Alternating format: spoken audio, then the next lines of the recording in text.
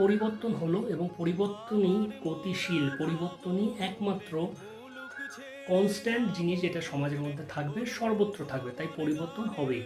তবে এই পরিবর্তনের জোয়ারে যদি এখন যারা শিল্পের সঙ্গে যুক্ত রয়েছে, চিত্র পরিচালকরা রয়েছে, তারাও যদি সেই পরিবর্তনের দিকে গা হেলায়, তাহলে কিন্তু সেই একই রকমটাই হবে যেটা আমরা বিগত আগে দেখে এসেছি। একজন চিত্র পরিচালক এবং একজন স্বাধীন চিত্র পরিচালকের তো বটেই, কোনো রাজনৈতিক রং থাকাটা সমাজের জন্য ভালো নয়। তার নিজের ব্যক্তিগত নিশ্চয়ই কোনো রাজনৈতিক মতাদর্শ থাকতে পারে, সেটা তার ব্যক্তিগত। তার এই মতাদর্শ তার যদি শিল্পের মধ্যে পড়ে যায়, সেটা কিন্তু সমাজের জন্য বিপজ্জনক হতে পারে। তাই এর থেকে বিরত থাকা দরকার। একজন স্বাধীন চিত্র পরিচালক বা কিংবা চিত্র পরিচালক একটা দর্পণ ধরে রাখে। সেই দর্পণটা হচ্ছে তার চলচ্চিত্র নির্মিত যেসব চলচ্চিত্র সে বানায়, আর সেই দর্পণের মধ্যে সমাজের প্রতিচ্ছবিটা প্রতিফলিত হয়।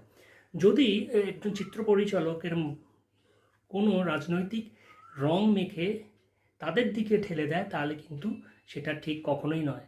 তার কারণ যখন সমাজের নানা ধরনের সমস্যা হয় না, সেই সমস্যাগুলোর প্রতিফলিত হয় তার এই শিল্পের মধ্যে।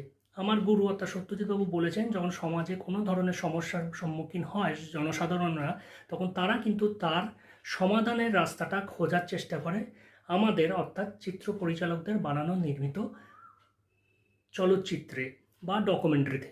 তো এটা 100% সত্যি, এবং সেই জন্যই আমার মনে হয় কোনো রাজনৈতিক মতাদর্শ থাকলেও কোনো চিত্র পরিচালকের, সেটা কিন্তু তার ব্যক্তিগত, সেটা কখনোই তার শিল্পে যেন প্রকাশ না পাওয়াটাই ভালো।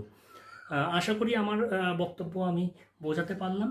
আমরা নিরপেক্ষ হয়ে যদি, চিত্র পরিচালকদের কথা বলছি, আমরা যদি নিরপেক্ষ হয়ে সমাজের যেসব ঘটনাগুলো ঘটে সেগুলো যদি ঠিকঠাক করে দেখাতে পারি, আমার মনে তাতে সমাজের ভালোই হবে। অর্থাৎ একজন স্বাধীন চিত্র পরিচালক সবসময় নিরপেক্ষভাবে তার শিল্পকে দর্শকদের কাছে তুলে দেবে। এটি আমার বলার মনে হলো, আমাকে বলাটা উচিত, তাই আমি আপনাদের সঙ্গে শেয়ার করলাম। এটা কোনো ব্যক্তিগতভাবে নেবেন, এটা সম্পূর্ণ প্রফেশনাল পার্সপেক্টিভে আমার বলা।